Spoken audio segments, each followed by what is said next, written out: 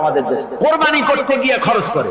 হ্যাঁ, কোরবানি করবেন আপনি, ভালো একটা কোরবানি করবেন, আপনার পয়সা যেমন আছেন তেমন, কিন্তু 50,000 টাকা দাম দিয়ে একটা গরু কিনা সেই গরুর গলায় মালা দিয়া এরপরে সারা শহরে প্রদর্শনী করতে হবে, এর কোনো যুক্তি নাই। আছে কোনো যুক্তি? যদি তা হয় তাহলে ওই গরু যিনি কেনেন তার গলায় মালাই দিয়ে দুজনে একসাথে ঘুরানো দরকার, বুঝলেন? আমার বন্ধুগণ, আপনি কোরবানি করবেন, কোরবানি আপনার 10,000 টাকায় হয়ে যেতে পারে, 15,000 টাকায় হয়ে যেতে পারে, বাকি টাকাগুলি আল্লাহর রাস্তায় খয়রাত করে দেন। কত গরিব আত্মীয় আছে তাদের দিয়ে দেন। 50,000 টাকা দিয়ে বিরাট বাজারের সেরা গরু খরিদ করে কোরবানি দিচ্ছেন। অর্থটা কি? মানুষকে দেখাচ্ছেন আল্লাহর দরবারের গোশত যাবে না, চামড়া যাবে না, রক্ত যাবে না, যাবে আপনার নিয়ত। কি যাবে? নিয়ত। সুতরাং আল্লাহর রাস্তায় যখন খরচ করবেন, সেই খরচ করার ব্যাপারে তখনও নিয়তটা দেখতে হবে। হালাল পথে খরচ করতে গেলেও নিয়তটা দেখতে হবে, এবং তখনও বেহুদা খরচ করা যাবে না। বিবাহে যেভাবে খরচ আজকাল করে মানুষেরা, হুজুর সাল্লাল্লাহু আলাইহি ওয়াসাল্লাম বলেছেন যে বিবাহে যত খরচ কম সেই বিবাহ তত বরকতপূর্ণ। আর আমরা মনে করি বিবাহে যত বেশি খরচ বাড়ানো যায় ততই এটা বেশি শানদার হবে। উল্টা চিন্তা করি। আল্লাহ রাব্বুল আলামিনের পরে বলছেন, والذين لا يدعون مع الله إلها آخر ولا يقتلون النفس التي حرم الله إلا بالحق ولا يزنون ومن يفعل ذلك يلقى أثاما। إذن الله رب العالمين দানের ভিতরে বিরাট ফজিলত রেখেছেন। সাহাবায়ে কেরাম যদি এরকম দান না করতেন, এভাবে কোরবানি না দিতেন, ইসলাম এই পর্যন্ত আসতো না। ঠিক কি না? ইসলামের জন্য সবচেয়ে বড় অবদান নবীর পরেই সাহাবায়ে কেরাম রিদওয়ানুল্লাহি তাআলা আলাইহিম আজমাইন। আল্লাহ রাব্বুল আলামিন বলছেন, মানুষকে দেখাবার জন্য দান সদকা করো না। إن تبدوا الصدقات فنعما هي وإن تخفوها وتؤتوها الفقراء فهو خير لكم ويكفر عنكم من سيئاتكم। প্রকাশ্যভাবে খরচ করলে তা ভালো, আল্লাহ পাক বলছেন প্রকাশ্যভাবে খরচ করলে তা ভালো, কিন্তু গোপনে দান করা সবচেয়ে উত্তম। প্রকাশ্যে দান করতে গিয়ে যদি এটা এই জন্য হয় যে আমি দিলে পরে আরো একজন উৎসাহিত হয়ে যাবে, সমাজ কল্যাণ পরিষদের এত বড় বিশাল মাহফিল, 16 লক্ষ টাকা খরচ হবে, দিলাম আমি 1 লাখ টাকা, এটা শুনাইয়া বলার পর আমার কথা শুনিয়া আরো যাদের টাকা আছে তারা হয়তো 2 লাখ দেবে, এই চিন্তা করে যদি তারগীবের জন্য, উৎসাহ প্রদানের জন্য, ইন্সপিরেশনের জন্য যদি হয়, এই নিয়ত হলে ক্ষতি নেই। কিন্তু সর্বাবস্থায় দানটা গোপন হয় ভালো। আল্লাহ পাক বলেন, গোপনে যদি তুমি দান করো তাহলে আমি রব্বুল আলামিন ওই গোপন দানের বিনিময় তোমার সমস্ত গোপনীয় গুনাহগুলি আমি রব্বুল আলামিন maaf করে দেব। তোমার গোপন গুনাহগুলি maaf করে দেব। আর পথে যা খরচ করবা বেছে বেছে ভালো জিনিসটা দিও, বাইসা বাইসা ছেঁড়া জামাটা দিও না। পকেটে হাত দিয়া দান করবে, পকেটে হাত দিয়া হাত আর বাইর করে নেবে। কারণ খুঁজে দেখে যে 10 পাই না, চাইলে কম পয়সাটা দেবে, 12টা দেবে। টাকা বের করে ওর মধ্যে ময়লা পচা গন্ধ লাগে, ওইটা দান করবে, আর টাটকা টাকাটা পকেটে রেখে দেবে। এই স্বভাব আমাদের আছে কিনা? আছে কিনা? আরে বাবা, টাকা কি আপনি পকেটে রাখতে পারবেন?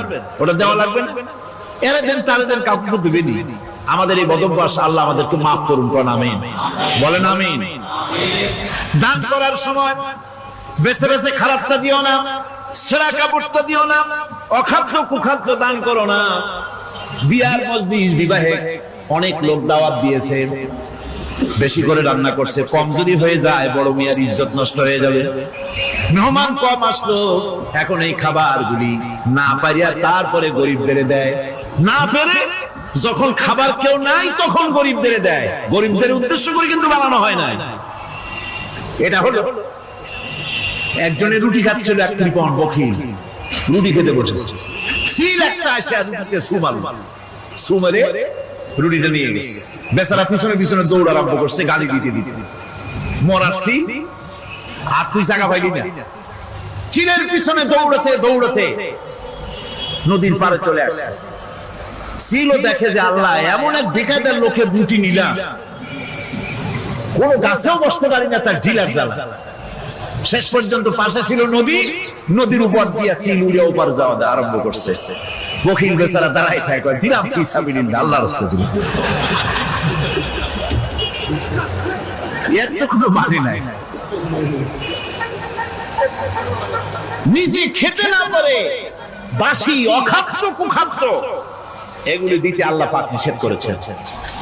দিবা পয়সা পয়সা ভালো জিনিসটা, যেটা তোমার কাছে প্রিয় ওইটা দিও। তুমি যদি খারাপটা দাও তাহলে আল্লাহ তোমার দেবেন ওই মানে। কিয়ামত আছে না, কিয়ামত ওই মানের পাবা। আল্লাহ পাক বলছেন, ইয়া আইয়ুহাল্লাযীনা আমানু আনফিকু মিন তাইয়্যিবাতি মা কাসাবতুম ওয়া মিম্মা আখরাজনা লাকুম মিনাল আরদ। তোমরা যে উপার্জন করেছো সেই উপার্জনে তোমাদের জন্য যা উপার্জন করেছো তাই, আর মাটির ভিতর থেকে আমি যা তোমাদের জন্য দিয়েছি তার থেকে ভালো জিনিস, ভালো ভালো জিনিস আমার রাস্তায় খরচ করো।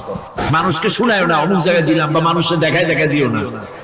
কোন কোন শহর আছে কোরবানির সময় বিরাট গরু কেনা হয়, সেই গরুর তলায় মালা দিয়া তারপরে শহরের রাস্তায় রাস্তায় ঘুরানো হয়, অমুক মিয়া সাহেব এই গরুটা কোরবানি করবে। এরকম চিটাগংয়ে হয় না, অন্য অন্য জেলায় হয়। জি, এখানেই বেশি হয়। তাই আশ্চর্য কথা। তাহলে তো উচিত, এরকম যদি উদ্দেশ্য হয় তাহলে বড় মিয়া গরুর সাথে একসাথে হাঁটা উচিত। লোকেরা বুঝুন কোন বড় মিয়া আর কোন বড় গরু। আপনি এটা করলেন কি জন্য? এই কাজটা তো নিন্দনীয় কাজ। আর প্রতিযোগিতামূলক কোরবানি করা, প্রতিযোগিতামূলক ৩৫,০০০ টাকার গরু কোরবানি করা হলো, মানে না। মানুষকে শুনাইয়া, মানুষকে দেখাইয়া যদি করা হয় কোন ফল পাওয়া যাবে না। আমার বন্ধুগণ, আল্লাহ রাব্বুল আলামিন বলছেন, মানুষকে দেখাবার জন্য দান সদকা করো না। ইন তুবদুস সাদাকাতি ফানি'মা হিয়া وَإِن تُخْفُوهَا وَتُؤْتُوهَا الْفُقَرَاءَ فَهُوَ خَيْرٌ لَكُمْ وَيُكَفِّرُ عَنكُم مِّنْ سَيِّئَاتِكُمْ। প্রকাশ্যভাবে খরচ করলে তা ভালো, আল্লাহ পাক বলছেন প্রকাশ্যভাবে খরচ করলে তা ভালো, কিন্তু গোপনে দান করা সবচেয়ে উত্তম। وَإِذَا ابْتَلَى إِبْرَاهِيمَ رَبُّهُ بِكَلِمَاتٍ فَأَتَمَّهُنَّ قَالَ إِنِّي جَاعِلُكَ لِلنَّاسِ إِمَامًا। ইব্রাহিমকে তার রব কয়েকটি বাক্য দিয়ে পরীক্ষা করলেন এবং তিনি সেই পরীক্ষাগুলোতে পাশ করলেন। তখন আল্লাহ রাব্বুল আলামিন তাকে বললেন যে আমি তোমাকে গোটা বিশ্ব মানবতার জন্য, গোটা বিশ্বের সমস্ত মানুষের জন্য আমি তোমাকে নেতা বানাবো। সুবহানাল্লাহ। প্রথম পরীক্ষা হলো, গতকাল বলেছি, সে আগুনের পরীক্ষা। সেখানে আল্লাহ পাক তাকে পাশ করালেন, তিনি পাশ করলেন। দ্বিতীয় পরীক্ষা ছিল বিবি এবং নবজাতক সন্তানকে নিয়ে আল্লাহ হুকুম করলেন, এই বিবি আর বাচ্চারে নিয়ে মরুভূমিতে রেখে আসো। মরুভূমিতে যেখানে ঘর নাই, বাড়ি নাই, সেই জায়গায় বিবি এবং বাচ্চাকে রেখে যাওয়ার সময় তিনি বললেন, রব্বানা ইন্নী আসকানতু মিন যুররিয়াতি বিওয়াদিন গায়রি যী যারইন ইনদা বাইতিকাল মুহাররাম। হায় আল্লাহ রাব্বুল আলামিন, আমি পানি এবং তরুলতাবিহীন এক মরুভূমির ভিতরে আমার বংশের একটি অংশকে এখানে রেখে গেলাম। তোমার ঘরের কাছে পুনর্বাসিত, আমি তাদের কাছে, এই ঘরের কাছে, সম্মানিত ঘরের কাছে রেখে গেলাম। পরীক্ষায় তিনি পাশ করলেন। হযরতে হাজরা প্রশ্ন করলেন, ইব্রাহিম, পানি নাই, খাবার নাই, মানুষ নাই, ঘর নাই, বাড়ি নাই, মরুভূমির ভিতরে আমাকে আমার বাচ্চারে ফেলে রেখে যাচ্ছ কেন? কোনো জবাব নাই। দুইবার তিনবার প্রশ্ন করলেন। এরপরে তিনি আবার প্রশ্ন করলেন, বললেন, ইব্রাহিম এটা কি আল্লাহর হুকুম নাকি? হযরত ইব্রাহিম আলাইহিস সালাম নিজের কলিজার টুকরা সন্তান আর বিবিকে রেখে যেতেছেন ভারাক্রান্ত মন নিয়ে। তিনি আকাশের দিকে আঙ্গুল উঁচু করে দেখালেন। হযরত হাজেরা বুঝলেন তিনি তো আল্লাহর পয়গম্বর, আমার কোন অপরাধে এভাবে ফেলে যাওয়ার কথা নয়। তিনি বুঝলেন এটা আল্লাহর হুকুম। হযরত হাজেরা বললেন, ইব্রাহিম রে, নিশ্চিন্ত মনে বাড়ি ফিরে যাও, আমার মনে কোনো চিন্তা নাই, কোনো পেরেশানি আর এখন নাই। আল্লাহর হুকুমে যদি আমাকে মরুভূমির ভিতরে ফেলে দিয়ে থাকো, তাহলে আমি ওই আল্লাহর প্রতি এতটা ভরসা রাখি যে এই মরুভূমির ভিতরে জল পানি শূন্য, খাদ্য শূন্য জায়গায় আমি আমার বাচ্চাকে আল্লাহ রব্বুল আলামিন না খাওয়াইয়া মারবেন না। দ্বিতীয় পরীক্ষায় পাস করবে। 3 নম্বরে পরীক্ষা হলো সন্তান বড় হয়ে গেছে, বুদ্ধি হয়েছে, দৌড়াতে পারে। আল্লাহ রাব্বুল আলামিন হুকুম করলেন ছেলেকে জবাহ করো। কত বড় আগুনের পরীক্ষা!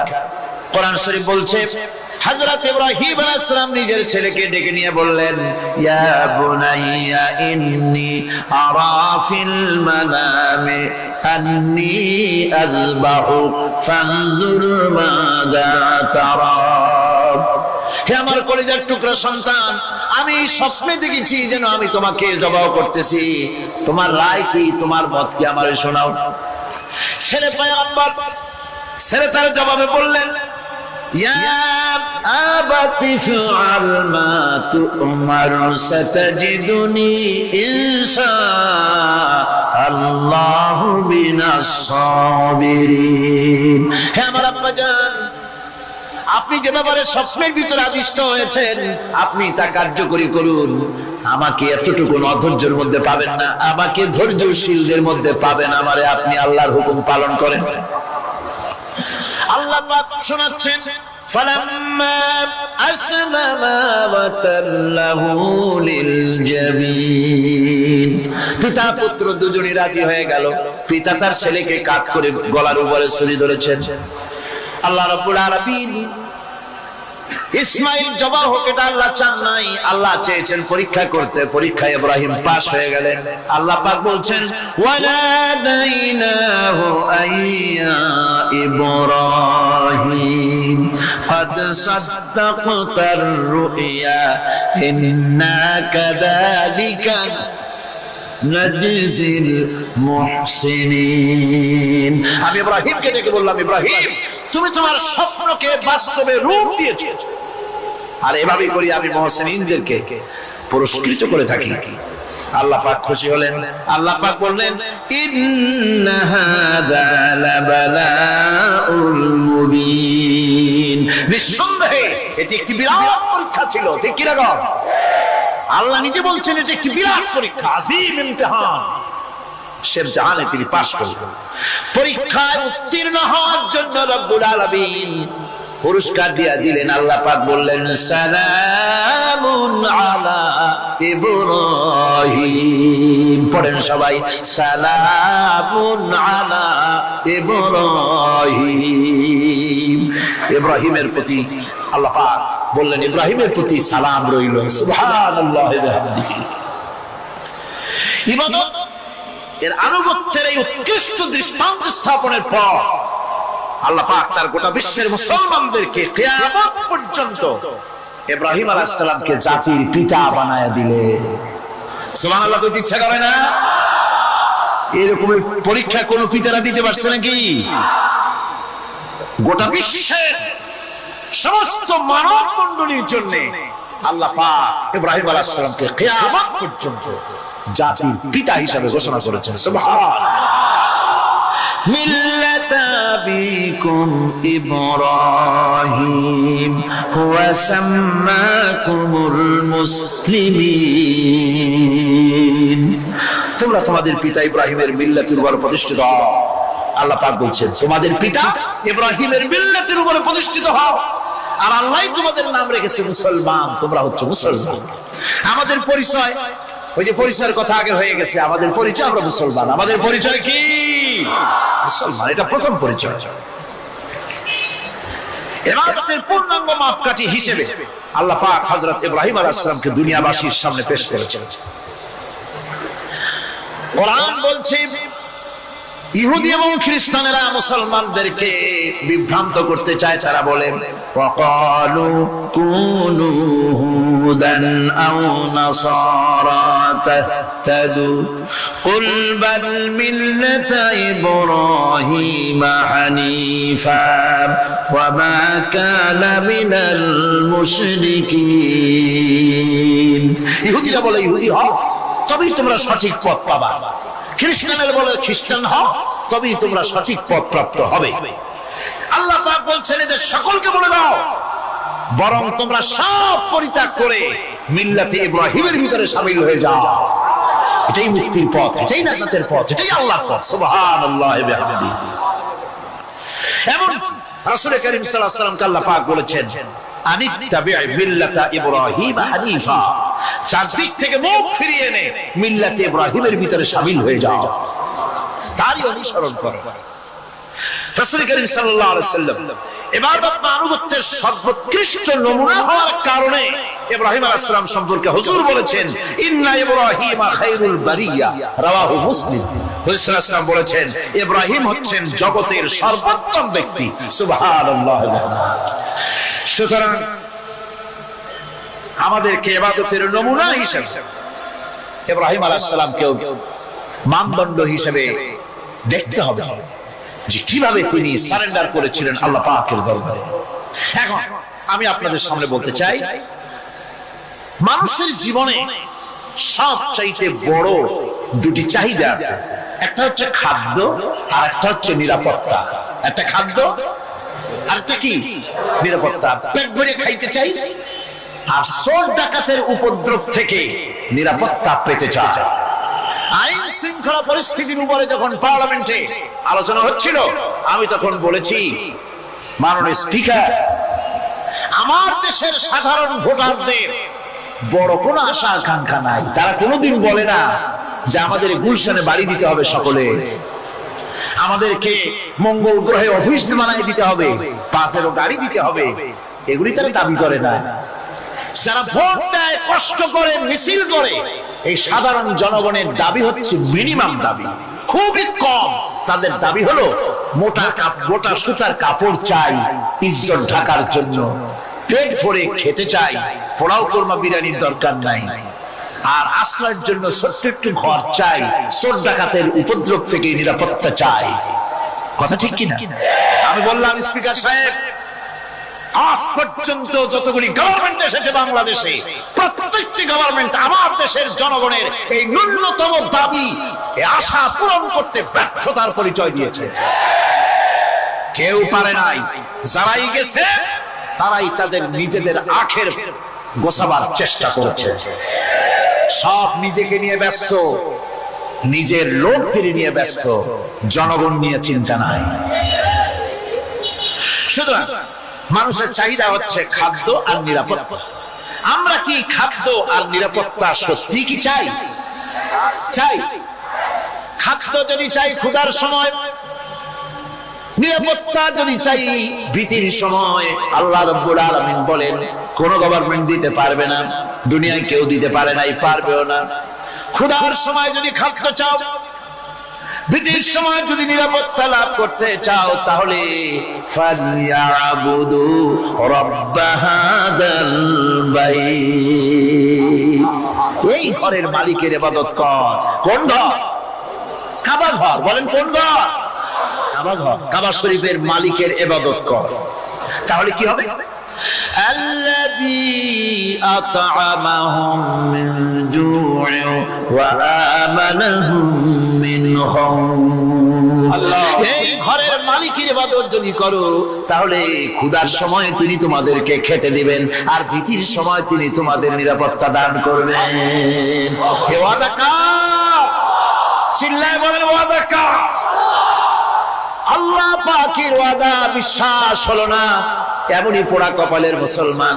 নির্বাচন যখন আসলো, সলিমউদ্দিন সাহেব আসতেন মঞ্চের উপরে, পরিচয় করানো হচ্ছে। এত আপনারা যার বক্তৃতা শোনার জন্য বিপ্রহরের রৌদ্রে কষ্ট করতেছিলেন, এখন সেই সংগ্রামী জননায়ক, বিপ্লবী সন্তান, তিনি এখন আপনাদের সামনে বক্তব্য রাখবেন। উনি দাঁড়ায় বললেন, ভাইয়ার আমার, বোনের আমার, আমি এবার বোতল মার্কা বাক্স নিয়ে দাঁড়াইছি, আমারে সকলে মিলে ভোট দেন। এবার যদি ক্ষমতায় যেতে পারি, না খাইয়া কেউ মরবেন, কিন্তু কি খাইয়া মরবে তাও হয় না। মানুষেরা এই কথাগুলি বিশ্বাস করলার সমানে ভোট দিল। হায় রে কপাল! আল্লাহ বললেন, আমার ইবাদত কর, আমার গোলামি কর জীবনের সব জায়গায়, তাহলে ক্ষুধার সময় খাইতে পারবি আর ভীতির সময় নিরাপত্তা পাবি। আল্লাহর কথাটা বিশ্বাস হইল না। এই নামাজ পড়ার মুসলমানের দাম আছে, কোন দাম আছে? এ রোজা খাওয়ার দাম আছে, এ মুসলমান দাবি করে দাম আছে। আল্লাহ রাব্বুল আলামিন তিনি পরিষ্কার করে বলছেন, এই ঘরের মালিকের ইবাদত করো, তিনি ক্ষুধার সময় খেতে দিবেন, আর তিনি তোমাদেরকে ভীতির সময় নিরাপত্তা দান করবেন।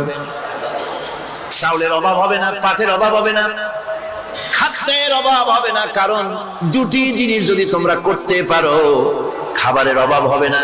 ওয়ালাউ আন্না আহলাল কুরা আমানু ওয়াত্তাকাউ লাফাতাহনা আলাইহিম বারাকাতিন মিনাস সামাই ওয়াল আরদ। দেশের লোকেরা, জনপদের লোকেরা যদি দুইটা কাজ করে, এক নম্বরে হলো আমার উপরে ঈমান আনবে, দুই নম্বরে হলো আমাকে ভয় করার নীতি অবলম্বন করে যদি চলে, তাহলে ওই দেশের মানুষের জন্য আকাশ আর জমিনের সব বরকতের দরজা আমি আল্লাহ খুলে দেব। আল্লাহর ওয়াদা। আল্লাহ পাকের নিকট মানুষের সবচাইতে বড় দাবি কি? আল্লাহর কাছে মানুষের সবচাইতে বড় দাবি কি করতে পারেন? পারেন। আল্লাহ পাকের কাছে মানুষের শ্রেষ্ঠ দাবিটা আল্লাহ নিজেই শিখাই দিয়েছেন। আমার কাছে দাবি কর, ইহদিনাস সিরাতাল মুস্তাকিম। আয় আল্লাহ, একটা সোজা, একটা সরল রাস্তা আমারে দাও, একটা সহজ পথ আমারে দাও। এই কথা সূরা ফাতিহা দাবি করার পর আল্লাহ রাব্বুল আলামিন এই অভিনন্দনের জবাবে, 7টা বাক্যের অভিনন্দনের জবাবে আল্লাহ রাব্বুল আলামিন 30 পারা কোরআন শরীফ নাজিল করে দিলেন। সূরা ফাতিহার এই সওয়ালের জবাবে আল্লাহ পাক বললেন, ওয়া আনি'বুদুনি হাদা সিরাতুম মুস্তাকিম। সোজা রাস্তা চাও, আমার গোলামি করো, ইবাদত করো। সব জায়গায় ইবাদত, গোলামি করাই লাগবে। আমার কাছে সোজা রাস্তা চাও, সোজা রাস্তা হলো আমার গোলামি করা। কার গোলামি? বেহেশতে যেতে চান? আমি আস্তে জিগাইলাম বলে আপনারা আস্তে জবাব দিলেন। বেহেশতে যেতে চান? সুবহানাল্লাহ। এমন কোন মানুষ আছে নাকি যে বেহেশতে যেতে চায় না, মদ খোর যাইতে চায়? সবাই, আমরা সবাই বেহেশতের আশা করি, ঠিক কি না? আল্লাহ রাব্বুল আলামিন বলেন, বেহেশতে যদি যেতে চাও তাহলে ওই ইবাদত করা লাগবে, ইবাদত ছাড়া জান্নাতে যাওয়া যাবে না। ফাদখুলি ফি ইবাদি ওয়াদখুলি জান্নাতি। সর্বপ্রথম আমার বান্দার মধ্যে দাখিল হয়ে যা, আমার গোলামির মধ্যে দাখিল হ, আমার গোলাম হয়, এরপরে আমার জান্নাতে চলে যা। আগে গোলাম হবি, তারপরে কোথায় যাবি?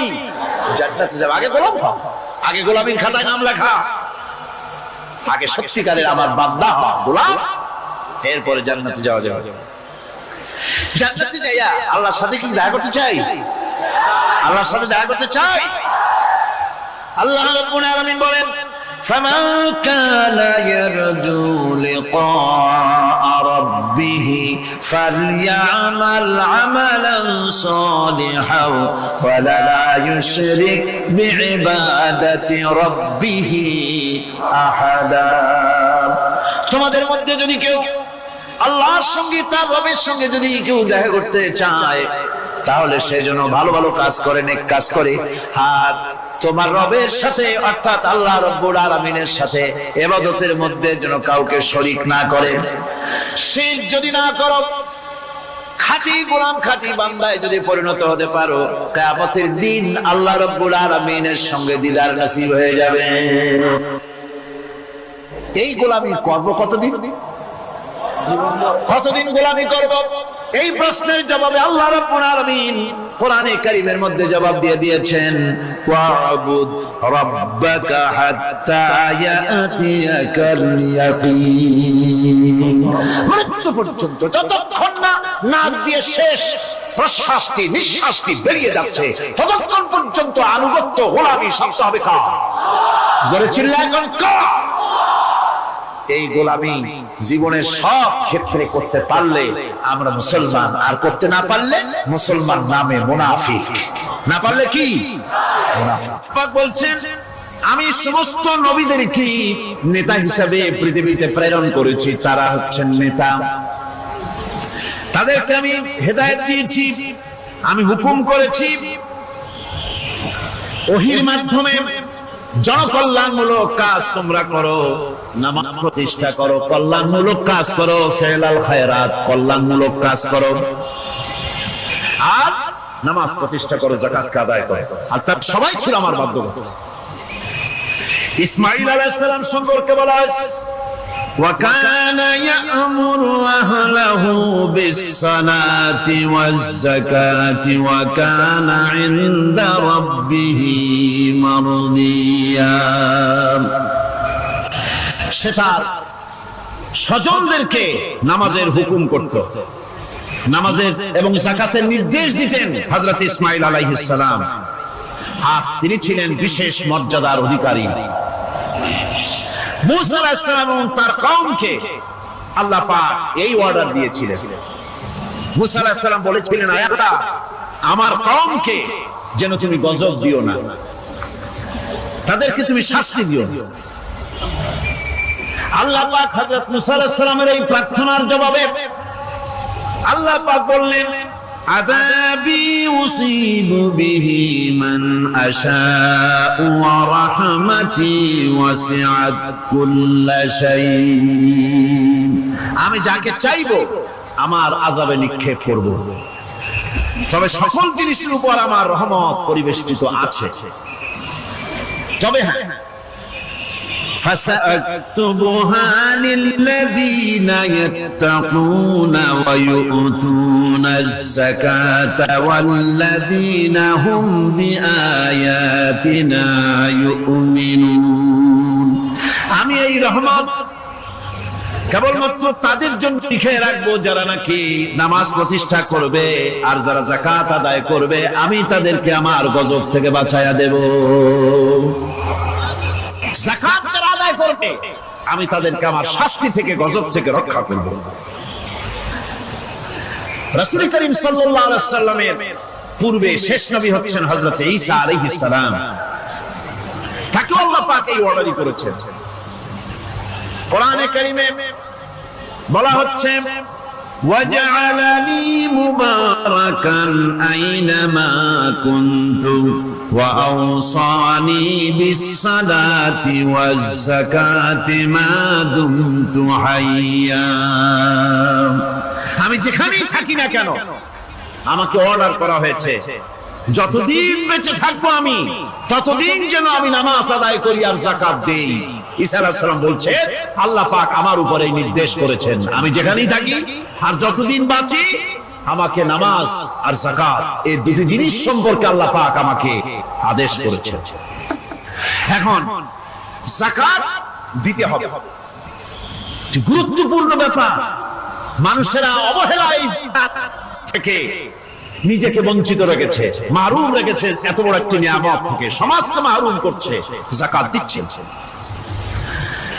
কোরআনে কারীমের 3টি আয়াতে যাকাতের কথা এভাবে বলা হয়েছে, ইয়া আইয়ুহাল্লাযীনা আমানু আনফিকু মিন তাইয়্যিবাতি মা কাসাবতুম ওয়া মিম্মা আখরাজনা লাকুম মিনাল আরদ। হে ইমানদার লোকেরা, তোমরা যে সব পবিত্র অর্থ সম্পদ উপার্জন করো সেগুলি, এবং আমি জমিন থেকে তোমাদের যে ফসল দান করি, ফসল উৎপাদন করে দেই, তার থেকে তোমরা আল্লাহর পথে খরচ করো। এগুলো 1 নম্বর আয়াত। 2 নম্বর, প্রথম আয়াত বলা হয়েছে সূরা বাকারায়, আর সূরা আনআমে বলা হচ্ছে কুলু মিন ثمره إذا أثمر وآتوا حقه يوم حصاده তার উৎপাদিত ফল ফসল তোমরা খাও, আর ফসলের একটি অংশ ফসল কাটার দিনেই আল্লাহর হকটা, আল্লাহর অধিকারটা আদায় করে দাও। যেদিন তোমরা ফসল কাটবে সেদিনই এই অধিকারটা আদায় করে দাও। এই যে একটা ফরজ, এই ফরজটা মুসলমানেরা বেমালুম ভুলে গিয়েছে। ফসলের যাকাত তারা দেয় না। ফসলের যাকাতকে বলা হয় ওশর। কি বলা হয়? ওশর। এই ওশর এখন যদি আপনি গ্রামে গিয়া কোন শিক্ষিত লোককেও যদি জিজ্ঞেস করেন, ভাই ওশর কি চেনো? সে বলবে, ভাই ওশর এটা কি জাতীয় প্রাণী, সারপোকা না তেলাপোকা না আরশোলা, আমি তো এই নাম টাম তেমন শুনি নাই, বুঝবি না ওসবটা কি জিনিস। অথচ নামাজ রোজার মতোই ফরজ ওশর আদায় করা। কবে আদায় করবে? যেদিন আপনি ফসল কাটবেন সেই দিনই ওশর আদায় করে দিবেন। পরিমাণটা কি হবে? পরিমাণ হবে